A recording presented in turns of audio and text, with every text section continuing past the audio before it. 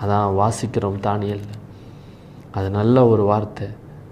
அவன் தேவன் மேல் நம்பிக்கையோடு விசுவாசத்தோடு பற்றுதலோடு அவன் இருந்தபடியினால் அவனுக்கு ஒரு சேதாரமும் ஏற்படவில்லை என்று வசனம் குறிப்பிடுகிறது.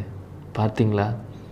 அவர் மேலே நம்பிக்கையாக இருந்தீங்கன்னா, அவர் மேலே விசுவாசத்தோடு பற்றுதலோடு நீங்கள் இருந்தீங்கன்னா, நீங்கள் விடுவிக்கப்படுவீங்க மட்டுமல்ல, அந்த போராட்டம், அந்த பிரச்சனை உங்களையும் உங்கள் குடும்பத்தையும் ஒரு சேதாரம் ஆக்க முடியாது.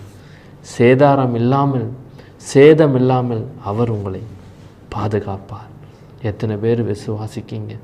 தானியேலை போல, ஆண்டவரே எனக்கு விரோதமாக சிங்கத்தை போல சில மனிதர்களும் போராட்டமும் பிரச்சனையும் எனக்கு, ஆண்டவரே என் பிராணனை என்னுடைய ஜீவனை வாங்குவதற்கு காத்து கொண்டிருக்கிறது.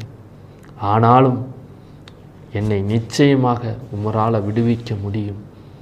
நிச்சயமாக என் குடும்பத்தில் இருக்கிற அந்த கட்டுகளும் பிசாசின் போராட்டத்திலிருந்தும் என்னை விடுவிக்க உமரால் முடியும் என்று நீங்கள் விசுவாசிக்கணும்.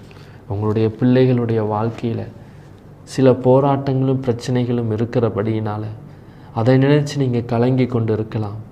எப்படி என் குடும்பத்தில் இருக்கிற இந்த போராட்டம் நீங்கும், எப்படி எனக்கு சமாதானமான ஒரு வாழ்வை ஆண்டவர் கொண்டு வருவார் அப்படின்னு நீங்கள் ஏங்கி கொண்டு இருக்கலாம்.